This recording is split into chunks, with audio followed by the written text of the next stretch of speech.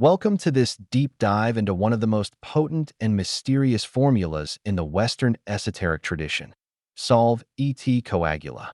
This Latin phrase, which translates to dissolve and coagulate, is often found inscribed on alchemical diagrams, talismans, and even across the arms of Baphomet, an ancient symbol of the union of opposites. While it originates in alchemical language, Carl Jung saw it as far more than a literal chemical process. For Jung, solve et coagula expressed the essential dynamic of psychological and spiritual transformation. It encapsulates the way the psyche must first undergo dissolution, breaking down outdated forms, identities, and beliefs, before it can reintegrate into a new, more integrated and authentic whole. This video will explore solve et coagula as the rhythm of the individuation process, illustrating how it applies to shadow work, inner crisis, symbolic death and rebirth, and the emergence of the self. Solve, to dissolve, is the first movement. In alchemical texts, it refers to the breaking down of matter into its primal components. Psychologically, Jung identified this phase with what he called the nigredo, or blackening. It is the stage in which the ego confronts its own limitations, its shadow, and the chaos of the unconscious. During this period, we may experience confusion, depression, loss of meaning, or emotional breakdown. But Jung saw this not as a pathology, but as a necessary initiation. He wrote, "There is no coming to consciousness without pain. The ego must be deconstructed. Our certainties must dissolve. All that is rigid, inflated, or unconscious must be dismembered." This is why in alchemical imagery, the body is often cut apart, burned, or dissolved in water. Jung saw this as a symbolic enactment of inner change. It is not destruction for its own sake, but a sacred unmaking, an emptying of the vessel to make room for something new. But the process does not end with dissolution.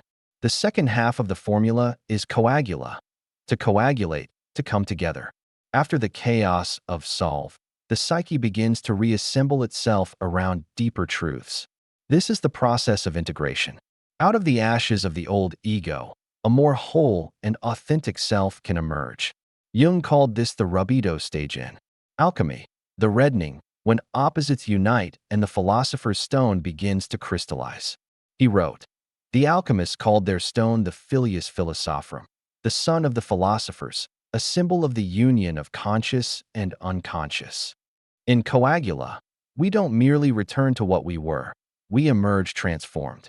The fragments that were dissolved are brought back together, but now they are held in a new order. The ego is no longer isolated but aligned with the self, the center and totality of the psyche. Jung believed that solve et coagula is not a one-time event, but a rhythm that continues throughout life. Every genuine transformation, whether in therapy, dreams, creativity, or spiritual awakening, follows this pattern. We are broken down. We are opened up. We let go. And then, from that emptiness, a new form arises.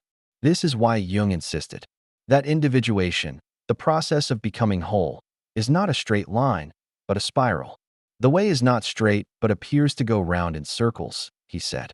More often than not, the patient goes through these changes many times, re-experiencing solve et coagula with every significant psychological shift.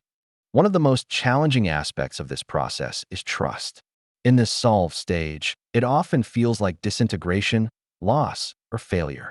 People resist this stage because it threatens identity. But Jung taught that this dismemberment is sacred. In many cultures, myths of initiation involve dismemberment followed by renewal. Think of Osiris, Dionysus, or Christ, figures who are torn apart and resurrected. These are not just myths. They are symbolic templates for human transformation.